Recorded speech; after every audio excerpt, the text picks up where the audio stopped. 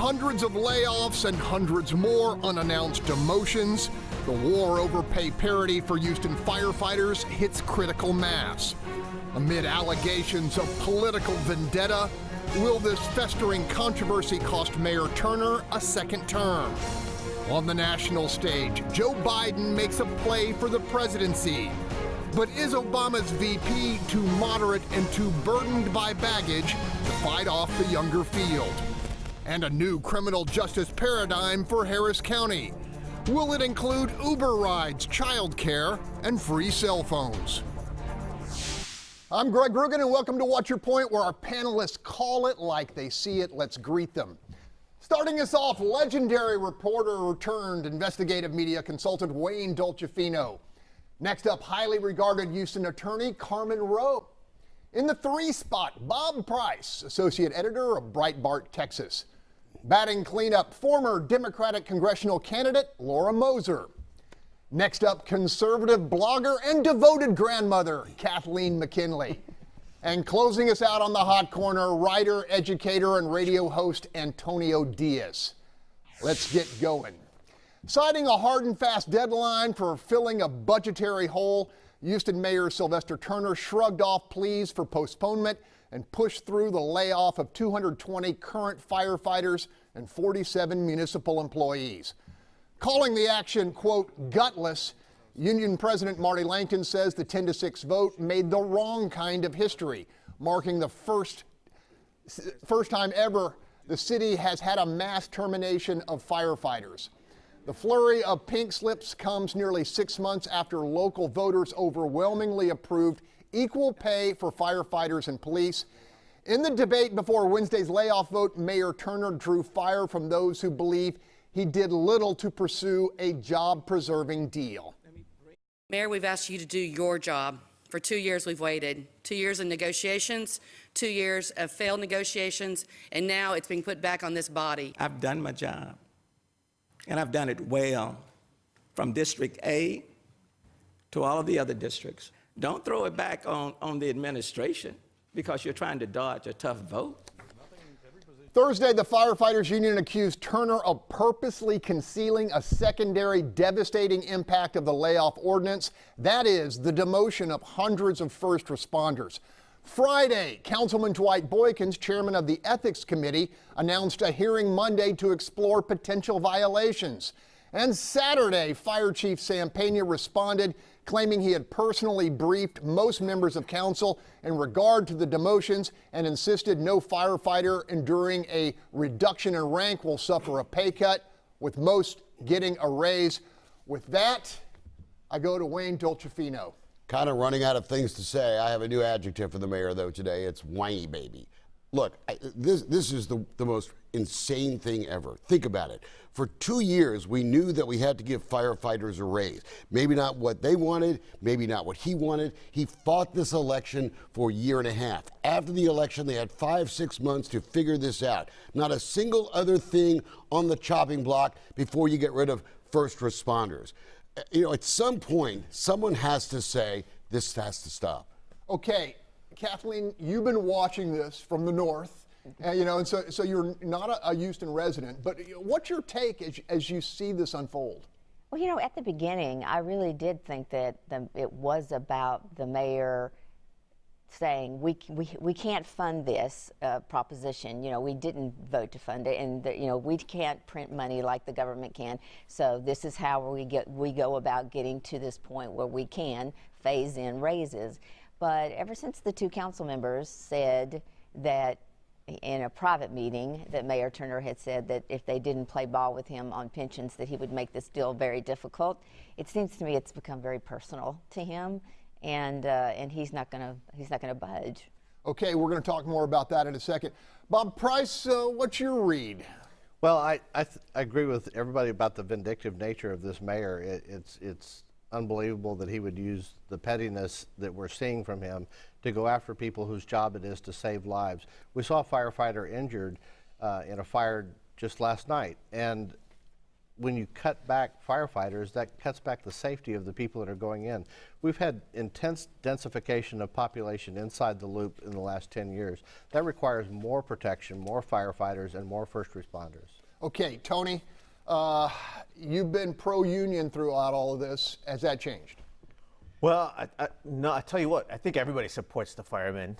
We know the job that they do. We hope that the city can come up with a way not to hurt their jobs.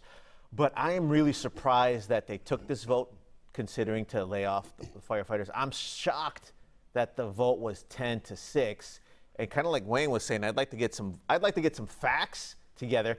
And since we don't have enough facts, I'm going to Twitter. So on Twitter, at Libre Traficante, some of the fire supporters have been shooting me information that there's a lot of Hispanics, although I prefer the term Latino, but the city quantifies us as Latinos, as Hispanics, that are on the chopping block for especially the cadets. On the flip side, you had tweeted out a quote from Councilman Jack Cagle, who said, "I will vote for pink slips. I hope we don't have to use them," which to me sounds like they meant that they're willing to lay off, but it hasn't happened yet. And again, I can't make heads or tails of where we're at on any of this. Yeah, Christie's comment was about hopes for mediation, which continues. But Christie also said he had no idea about the demotion. So we're going to see that play out. Okay, someone whose stock and trade is provable facts. Carmen Roe, what's your take? Bad faith. Bad faith. Don't forget for a second that we have this mediation that's supposed to be occurring. So this vote coming right during what's supposed to be a sit-down discussion and a revealing of that information, those numbers, so we can make a decision, suggest all the bad faith that we've seen before, the vindictiveness that everybody's talking about, and this just stinks. I commend the Michael Kubosh and Steve Lee for coming forward and saying what we all know is going on, that behind the scenes, this is retaliation against these firefighters. Okay, well, let's talk about that. Further complicating matters, a post-vote revelation by Councilmember Michael Kubosh, who claimed the firefighter layoffs were the fulfillment of retaliation the mayor threatened in a private meeting 3 years ago. He made a statement in that meeting that if the firefighters fight him on this pension reform in Austin, he would see to it they got the worst deal possible. While the mayor denies making the threat, Councilmember Steve Lee confirms Kubosh's version of events and Turner's words. Wayne, you've been battling with this mayor for decades. And lots of others. No secret. No secret. What's your take? Look, I said the same thing during the recycling vote. You know, I was involved in that controversy, that process. Mayor did the same thing then. He actually literally threatened council members before that vote to withhold certain services if they did not vote a certain way. This is the kind of government we've now come to in this city. We have a strong mayor form of government. Council committees don't meet unless the mayor wants them to meet. Council committees mean nothing. If the mayor wants something passed, he's got the same 9, Tony said, why was it 10-6? 9-7, 10-6 every time. Those same folks will vote for the mayor because they think it helps them in their individual districts. Horrible way to run a city government. Horrible. Okay, Laura, you've heard this conversation. What's your take on everything you've heard? Well, my take is I've followed this for the past few years, and there is a lot of the story that we are missing because as a fairly informed Houstonian, I don't know what is happening, and I don't know why the negotiations are in bad faith and they're not getting anywhere. And I don't know, it seems like Turner is taking his re-election prospects for what is a personal vendetta. I don't know. So. Okay, now Kathleen, you've talked about having a transition and thought about this. After you hear Kubosh in person, what's your take? Well, honestly, just to be honest, Mayor Turner is playing hardball. I mean, this is how you play hardball politics. And he's going in full guns, and that's the way. So if you want to look at it from that perspective, he really is. He is going to end up getting what he wants, I think, just because he's playing such hardball. We'll see what happens. Okay. When we come back, Joe Biden launches his bid for the presidency as Bernie Sanders seeks votes here in the Bayou City. Can either beat the crowded pack of youthful, highly progressive opponents? Stay with us. He's not the brightest light bulb in the group, I don't think, but he has a name that they know. He's not going to be able to deal with President Xi, I will tell you. That's a different level of energy and, frankly, intelligence. I believe history will look back on 4 years of this president and all he embraces as an aberrant moment in time. But if we give Donald Trump 8 years in the White House, he will forever and fundamentally alter the character of this nation. Welcome back. For 8 years, he was a heartbeat away from the presidency of the United States. Now Joe Biden says he's ready to take the next step and has jumped into the ultra-crowded field seeking the Democratic nomination and the opportunity to take on Donald Trump head-to-head. 555 days from the election, the 76-year-old former VP and United States Senator is clearly the early frontrunner. That said, given the liberal drift of the contemporary Democratic Party, is Joe Biden too old and too moderate to prevail? I ask you, Tony Diaz. Not at all. And I'm really excited for the Democrats. We got 20 for 2020. I can see clearly, see what I did there? 2020. That we're going to have the ultimate candidate. The main goal is beat Trump, but also have great policies. And what I like about Biden's campaign is he came out fighting from the go. And it's very deep that he's talking about Trump's inability to handle as a deep and profound president some of the racism that's occurred during his watch, and how terrible that here we are the morning after another racist terrorist attack in America. Condolences to all the folks that are suffering because of this attack in the synagogue. But it's no mistake that there'll probably be more racist attacks that somehow can be linked to all the terrible rhetoric. The president needs to come out. He did condemn it. I'll be fair to Donald Trump. He did condemn this attack. I don't think vociferously enough. And I really wish he would stop saying, too, that this Mueller report is a coup d'etat. That's also not helpful in this situation. So Biden is really taking the fight to him. Okay, I'm going to go to Bob Price. I see he's wearing boots. He is not shaking in them. By the prospect of Joe Biden. Go ahead. Well, you know, I always said that Biden's selection as being vice president was the best insurance policy that Barack Obama ever had, because nobody wanted to see him ascend to the White House. That said, he's about to get a beat down like he's never seen before, and it's not going to come from the right, it's going to come from the left. You saw a response from his opening statement where he talked about the tragedy in Charlottesville. The mother of the victim there came out and attacked him viciously for exploiting that situation for his own political purposes. All of these people on the far left side of the party are going to rip him to shreds. Okay, Laura, jump in here because you know these candidates. If we nominate Joe Biden, we will lose to Donald Trump, and we will deserve it. Everything we get. I totally agree with, I'm going to be part of the left wing beatdown. Joe Biden has been wrong on every major issue. If someone wrote, you know, if we were Europe and we had like 5 political parties, he wouldn't even be in the same political party as some of the candidates I like. And the only people pushing him are rich establishment Democrats over the age of 70, and unfortunately those people have a lot of power, but it would be a suicide mission for the Democratic Party to nominate Joe Biden.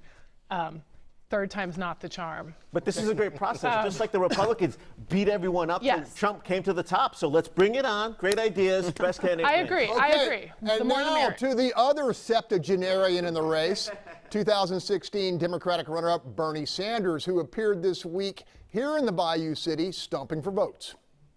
We need immediate legal protection for the 1.8 million young people in the DACA program.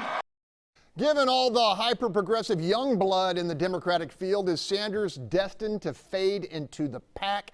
I'm going to ask you, Kathleen. I don't think so. You know, he's polling right behind Biden, and Biden has all the money and connections, as you were saying. Now, look at what he went through with Hillary in the primary last time. He's got a core, enthusiastic, young base that reminds me sort of like Ron Paul back in the day. And I don't think he's going to fade anywhere. I think he has convinced a generation that socialism is all the rainbows and unicorns that they believe it is. And so I don't think he will be fading at all. Okay, Carmen, you're good at the horse race. What do you see? You think Sanders hangs in here? He's a no-way candidate for me. I don't think that he does have the youthful vote. I think socialism is something that people think about in theory and talk about in politics, but I don't think it's real. And I think that a lot of his supporters and base are probably gone by now, and he will fade into the background. Jump in here, Wayno. So look, I think a lot of Democrats and a lot of folks out in the country think government is some kind of candy store, okay? And I think Bernie Sanders is a great candy store candidate for them. I will say this, though, and I've said it before. At least with Bernie Sanders, you got to believe that he actually believes what he says, right? You got to respect someone who, like, he thinks it's fine to give the Boston bomber and guys like that the right to vote, right? You got to respect that, right? That as crazy as it is, and as bad as an idea as it is, he actually really believes what he says, which is an unusual quality for some politicians. Okay, I want to hear what Laura Moser thinks about Bernie within the context of all of these youthful, progressive, sharp, but left-wing candidates. So I actually think the consensus, I think there's also a block. Yes, Bernie has his base very committed, but there is also a block of never Bernies in the party that would honestly almost rather, I don't want to say they'd rather have Donald Trump be reelected, but they'd rather have Donald Trump be reelected. And so I actually think Elizabeth Warren is about to have a week. She's about to emerge as sort of a consensus candidate that's palatable to very left-wing people, but also has real policies that people can get behind. So, and that the more establishment segment of the party can, you know, I don't think Bernie will fade into the pack necessarily, but I think it's a much harder race for him with all of the options that we have. Fancy this, we're going to talk about Elizabeth Warren. Next segment. Up next, $1 trillion plan to wipe the slate clean. Senator Elizabeth Warren's gamble on college debt forgiveness. Stay with us, we're going to talk about it. Welcome back. Senator Elizabeth Warren drew plenty of coverage this week with an eye-popping $1.25 trillion, that's a T, dollar proposal to forgive most student debt and provide free public college. The presidential hopeful from Massachusetts proposes to fund the measure by taxing the wealthy. Lightning round. Kathleen, what do you think of that? Well, it's like I said before, you know, it's free candy. It's always about free candy. But what I saw on Twitter about that were all these hundreds of people saying, what about the school loan debt that I've paid off? I know we spent years paying off my husband's school debt. And then all of a sudden, we have a generation that just gets that free. There's a certain unfairness to that I don't think can be remedied. Go ahead. I think it's unfair that my father went to undergraduate and graduate school for $3,000, and I've been putting aside $500 a month for my children's college education, and in 10 years we've managed to save enough to get them through October of their freshman year. And her plan actually addresses the real concerns of people my age who are struggling with childcare and college expenses, and we need to tax people. People who have more than $50 million in assets should be taxed more than they are, as they were during the greatest moments in American history. Wayne, you have 2 kids in college. A brief liberal moment, okay? I think education is about one of the only things I can justify for a government actually investing all the way in, right? We should immediately go back to regulating state colleges and universities because they are insane bureaucracies that spend all kinds of money with professors who teach one class. Amen. Okay, only if you keep it to 20 seconds. When you say Elizabeth Warren is bringing some brilliant issues with deep policy, and what I love is that Republicans settled for the brilliant solutions of Donald Trump. In this case, if she did the same thing as Donald Trump, she would have to say, pay student debt and let Mexico pay for it. So no, not going to happen, because it would make as much sense for Mexico to pay for our student debt as Mexico to pay for Trump's silly wall. But I love that Democrats are coming up with real solutions that really work and coming up with real ways to have a real debate.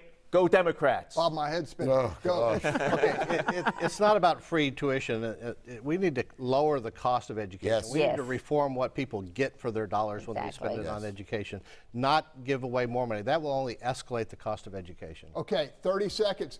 Carmen, are you still paying your student loan debts from law school? First of all, yes, I am. Second of all, they're ridiculous. Compound interest is real. Right. And what I would say is, yeah, the cost in the first place is a problem, but in the second place, the way that they are taking interest off of the students in our country is unbelievable. Right. And so it's something that you can't even Google, because I think the internet's shutting that information down. So no, giving away free college isn't the solution. Being intellectually honest about what we're doing to our students is. Okay, we're going to have more conversations about that. Just ahead, while other Republicans were being swept from office, Precinct 4 voters sent him back to Commissioner's Court for yet another term. Flood protection, criminal justice, and the future of Harris County government. All topics on the table as Commissioner Jack Cagle takes our hot seat. Stick around. Welcome back. There's a new reality on Harris County Commissioner's Court, a 3-2 majority for progressives over conservatives.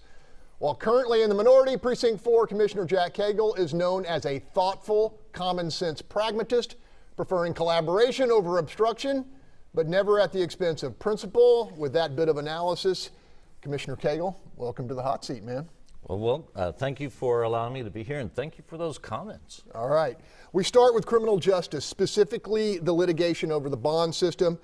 A proposed settlement, we are told, contains some fairly unique components aimed at reducing the number of defendants who fail to appear, specifically free child care at courthouses, taxpayer-funded transportation, including rideshare service like Uber, and subsidized cell phones to enhance communication. What is your view? I care about victims, more victims, and taxpayers. In the midst of all of this discussion of giving away all the free, and you forgot the free education that we're going to provide to school children to tell them how bad the county is and has been historically. With all of these factors in here, we keep forgetting that when we're trying to take care of the poor individual who was arrested for committing a crime, that we are forgetting the poor victims of the crime. And if a victim does not show up for the court date that's scheduled, the defendant walks free. So we're not providing free cell phones and free Uber rides and free child care for the victims, the poor victims of these crimes. We're only discussing providing them for the poor accused. Nobody wants someone to be in jail just because they are poor. No one has ever wanted that I'm aware of. And so the issue should get back, and even Judge Rosenthal, in her recent status, said bells are fine, but bells and whistles when it comes to this are unacceptable.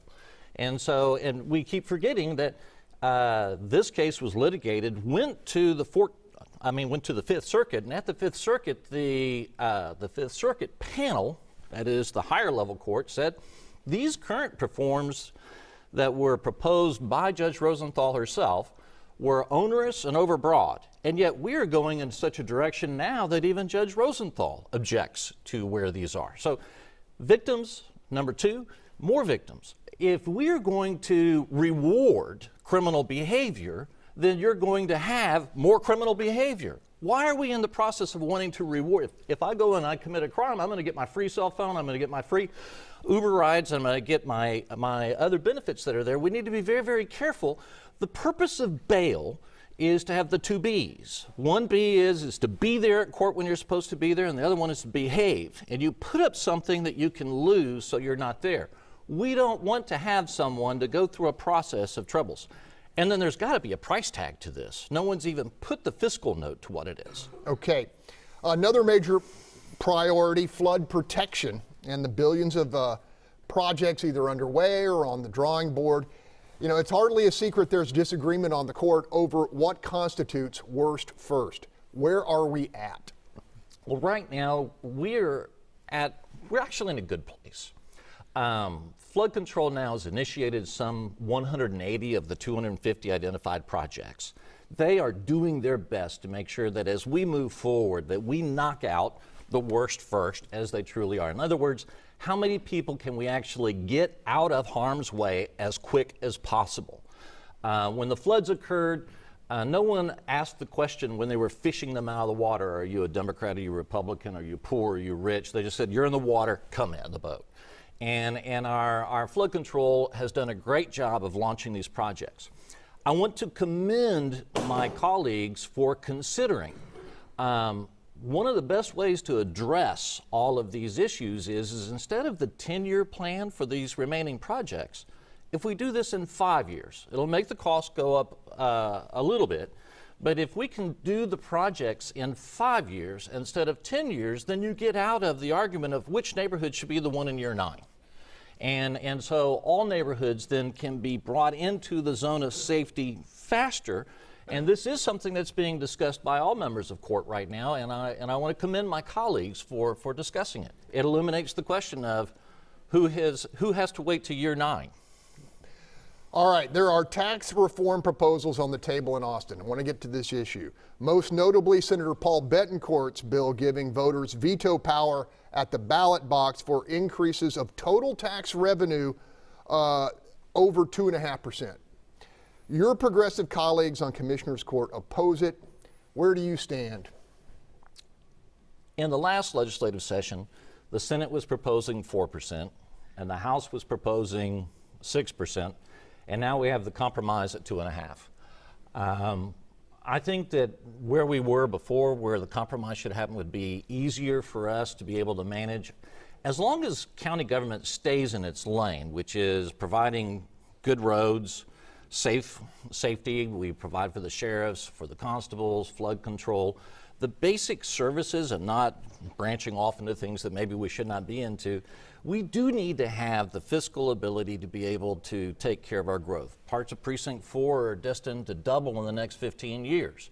If we don't have the resources to be able to build the infrastructure to service those folks, we're going to have some financial problems. So where am I on it? I'm looking for a reasonable compromise, perhaps on the order of where we were in the last session, but I'm not someone that is out there that's adamantly opposed to any compromise. All right, reasonable compromise. Commissioner Jack Cagle, thank you for joining us in the hot seat. Hope you'll come back. Thank you. Okay. All right. We're going to talk about these criminal justice issues in the next segment. So stick around. We're going to let our panel take a shot. Stay with us. Welcome back. Can taxpayer-funded cell phones, Uber rides, and free courthouse childcare help thousands of Harris County residents avoid arrest for failing to appear? The progressive strategy is part of a proposed settlement of Harris County's bail system lawsuit, and according to supporters, could save taxpayers millions of dollars by keeping low-income defendants out of jail and in their jobs. At the end of the day, nobody really wants to end up in jail, and if you're given an opportunity to be responsible and take care of your business, I think that people will utilize this opportunity and keep themselves out of jail. And we just heard Commissioner Cagle's take. Let's get our panel's read, and someone who actually works in the court system. Carmen Roe, what's your take on this? You know, I think that there's some misconceptions that are going on here. The bail system is not about special treatment, it's about humane treatment. And so while cell phones and car rides is something that's absolutely essential, like any financial support is essential to defending against a criminal allegation, this Bail Reform Act is fundamental to ensure that individuals who are in high school, who are lower income, are not forced to plead guilty to get out of jail and get back to work every day. And so whether or not they need a ride to the courthouse is debatable. Whether or not we need to stop using high bails and high bonds to ensure, as Cagle said, nothing more than the appearance of the individual, that at this time is being used to ensure pleas and to ensure that our system of justice functions the way that it does now, which is a hardship to every single poor citizen in Houston. What do you think of that? I'm just glad we have some leftover Obama phones to hand out for people. Look, we already fund Metro, right? We already subsidize an entire transit system, right, for poor people, because that's what we do. And so now we're going to have Uber rides. I say let's just go for the gusto. Let's have limos. I think we should have limos, stretches, pick folk up. Okay, Tony, respond. Sure. So evidently, Republicans think the legal system is rigged only against billionaires. How can Republicans with a straight face come in and say that their president is being targeted by an unfair system, that it's not really being catering to him in a fair way, and forget about poor people that go through it every day? I think this is smart. Let's try it out for a year. And really, if people don't understand that even parents who have going to truancy office can't go because of work, etc., take care of poor people, count it up 1 year, and you've never been on a bus in your life, Brett, please. Bob Price. Well, there are serious issues that need to be addressed in this matter, Yes. and talking about President Trump isn't going to get that resolved. Yep. People deserve to be able to get bond and shouldn't be denied bond because they're poor. But that said, there needs to be consequence for not showing up for court, and you don't need a cell phone to show up in court. We have public transportation systems. Let's utilize what we've got. You're not poor. Okay, Laura, save some time for Kathleen, but go. Sure. I mean, Kathleen and I were actually talking during the break, and a lot of these crimes, there are no victims. It's being caught with a dime bag or trespassing. They're not people hurting. Who's being hurt are the people who cannot get to jail. I mean, they cannot get to court for lots of logistical reasons. And this removes a barrier. It does not cost much. This is not giving people a free Caribbean cruise. That's a better fix. And it saves money for the taxpayers to have fewer people in jail and to have people contributing to the economy. Okay, fact, people lose jobs, apartments, and cars when they languish in jail. Kathleen. I'm absolutely for criminal justice reform. And you were talking about Trump. He's the one who signed the First Step Act, which is the first major legislation that addresses criminal justice reform, and the second act is coming up, and that will address bail across the nation. So it's definitely a problem. It ruins people's lives, and it's a corrupt money-making system, the court system, that makes their money off the backs of the poor. Okay, we're going to follow this issue in the future. But still ahead, America's economy posting impressive numbers. Will they be enough to fuel a second term for Trump? Plus, a standoff deepening in the nation's capital as the president defies congressional subpoenas. Could a constitutional crisis be in the making? We explore both topics after the break. Welcome back. Giving credit where credit is due. A sizzling 3.2% growth in America's gross domestic product. Analysts say President Trump's re-election prospects will hinge heavily on a, quote, supercharged economy. This first quarter number certainly fits the bill, and while economics is not the sexiest topic when it comes to presidential politics, let us not forget it's the economy, stupid.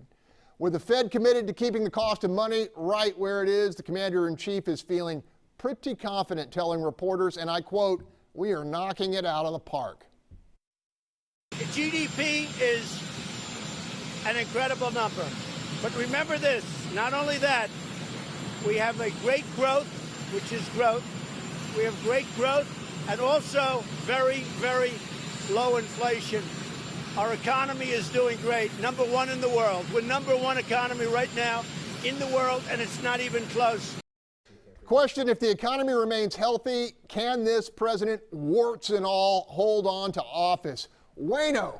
Yes, he can, and he should, because at the end of the day, all this other nonsense, I call it, it's about what's good for the average person. And the difference is that I think where the meeting ground is, there is income inequality, but it's not something that government should fix. We, the people, should fix it, right? Corporations, like Mitt Romney said, are people, right? So when you see Bob Iger making all $60 zillion, that's the fault of the shareholders of that corporation. So look, as a guy on the sort of right side, I'm not really thinking the Republican side, but the right side of things, I think the solution to this country is continued growth, low taxes, force wages up, stop illegal immigration. All those things help the economy. Laura Moser, can you beat Trump with a fairly strong economy in 2020? I mean, I would need a whole hour to unpack all of the wrongness of everything I just said. All of the wrongness. But yeah, I mean, I believe that Trump was elected not because he had this populist message, but because he,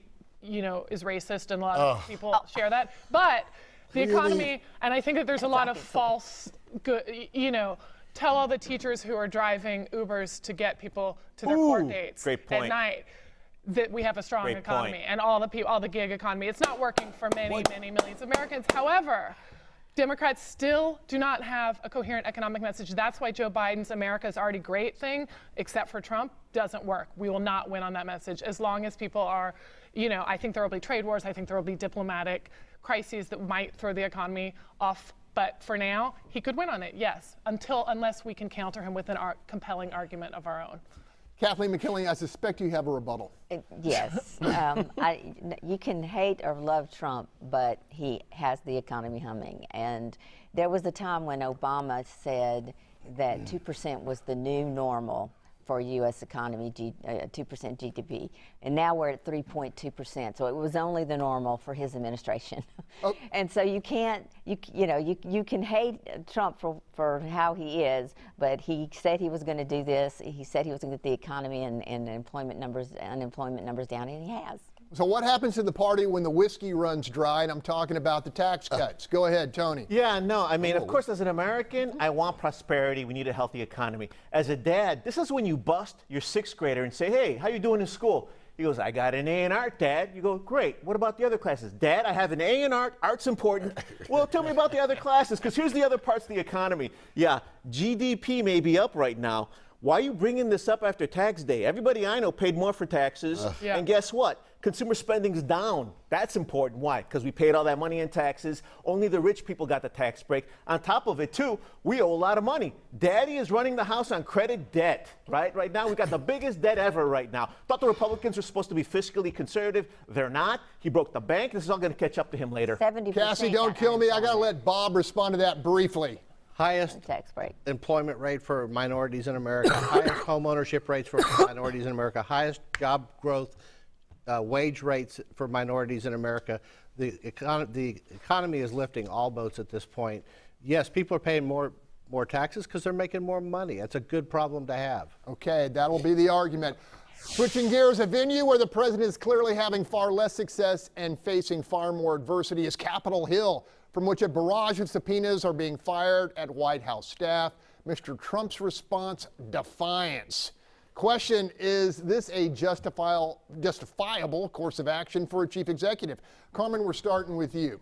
Is it justifiable? Yeah. I mean, he's successfully thwarting the efforts of the Democrats to collect information through subpoenas and other forms of investigation. Now, keep in mind that the subpoena power that the House and the Senate has requires these people to show up. And if they don't show up, they're going to be met with contempt of court. So I think that's going to come to fruition or to a head sooner rather than later. But so that's one thing. But the other thing is a lot of people are talking about executive privilege and whether or not that's been waived in this case, because a lot of this information's already been turned over in the Mueller report and in other areas. So a lot of complicated information, but bottom line, a lot of this is going to come up forward if the Democrats keep pushing Trump, even though Trump is successfully pushing back. Wayne, is it smart for Trump to give the Heisman to these subpoenas? Look, I wish Trump would get off the revenge train, but let's be honest about what's happened here. The Democrats did this whole treason thing, which was a big bunch of nonsense, right? They shot, they didn't score, it's over. And instead of actually trying to govern and argue their ideas, they're doing this because they don't want to do that, okay? And as long as that's what's going on, we're not going to get anything done in this country. If Democrats really want to fix the stuff they claim they want to fix, all this nonsense should stop. Moser, you think that's the right call, or should they be digging in with these investigative committees and subpoenaing? Absolutely. We need to have a different Michael Cohen genre hearing every day up through the election, and not just because I think it'll help Democrats in 2020, but because there is major financial information about Trump's companies that we don't know, that we've known about every single executive in the history. You know, and Democrats have to keep at it. They have to be they have to be strong. Yeah, let's agree on that. No, do it. Okay, McKinley, is this a losing strategy with those in the middle, the independents, the swing voters who are going to decide who's president next term? Well, you know, it's ironic that Representative Cummins is the one who keeps saying, you know, that he's ignoring the subpoenas. Well, when it was Representative Issa who was subpoenaing Obama, who was ignoring the subpoenas, Cummings would say, oh, well, you're just trying to get headlines and you're playing politics with subpoenas. So it's like what comes around goes around, because this is like a mirror image of what happened when he was fighting with Representative Issa. Okay, I'm going to give you 20 seconds. Yeah, Trump is acting like a socialist dictator, because he's trying to undermine democracy. On top of it, he's above the law, evidently. And, you know, the worst part, too, is it really is irresponsible. It's irresponsible for Donald Trump to convey this as a coup d'etat. He's implying that Democrats are trying to violently overthrow the government. I think it's appalling for him to use that language, especially in light of these terrorist attacks in synagogues throughout the country. You're moaning? I hope you're moaning because you're sending condolences. And please don't heckle me anymore. Please give me my freedom of speech. Final word to Bob, and we're going to talk about to Carmen's point, those documents were released within the executive branch of the government. The Congress is a separate branch of government. The president still has executive privilege that he can use and should use to protect the presidency. But beyond that, Congress should not be able to subpoena the private records and income tax records of a private citizen to use them for political purposes. If they can do that to Donald Trump, they can do that to you. They can do it to anybody else. Courts will probably decide that one. Okay, still ahead, our panel answers the question, what did we miss? So stay with us. Trump's tweet of the week, thoughts and prayers to all of those affected by the shooting at the synagogue in California. God bless you all. Suspect apprehended. Law enforcement did outstanding job. Thank you. End quote. Welcome back. Saturday, a gunman walked into a California synagogue and opened fire with a rifle, murdering an innocent woman and wounding 3 others. In response to this despicable act, we offer both absolute condemnation and wholehearted support for the survivors. In a daunting act of courage and integrity, Rabbi Yisrael Goldstein, who was wounded in the attack, prayed for unity and peace despite his injuries. With that, we go to our panel with the question, what did we miss? Wayne? Look, I didn't miss a thing this week. I think we've discussed every important thing, which is Tony is possessed by President Trump. If you missed that, right? Second, I was at the Oyster Festival. If you missed that yesterday, you missed some awesome oysters, and it was great to support all the folks along the Galveston Bay area who work so hard to make money for their families and work and don't whine so much about every little grievance in the world. Quickly, Carmen. Dodging subpoenas this week, Kelly Siegler, high-profile former prosecutor who is being asked to show up in a federal court regarding a death penalty case where she's accused once again of violating Brady and not turning over exculpatory evidence. And Judge Ellison has made it very clear that he infers bad things from her refusal to show up on 8 attempts. Bob Price. Our prayers go out to the victims in the synagogue shooting. Another example where a good guy with a gun stopped an issue from becoming a tragedy, even of greater consequence. That good guy was a U.S. Border Patrol agent off duty. Quickly, everyone. I'm going to leave here and drive my 2 Jewish children to synagogue and explain to them why we have to go by 30-foot gates and why the Christian church next door doesn't have those gates and why people hate Jews and why this climate has made that an issue, has made that a conversation, this political climate that I've never had to have in my 40 years on this planet. And now it's something we have to do every 6 months, it seems, right before synagogue. We as a country can do better. Got to leave it there, you guys. That's all the time we have. Thanks to our team. And remember, keep it right here. Fox News Sunday with Chris Wallace is coming up at the top of the hour. And be sure and join us next week for the latest edition of What's Your Point. Have a good week.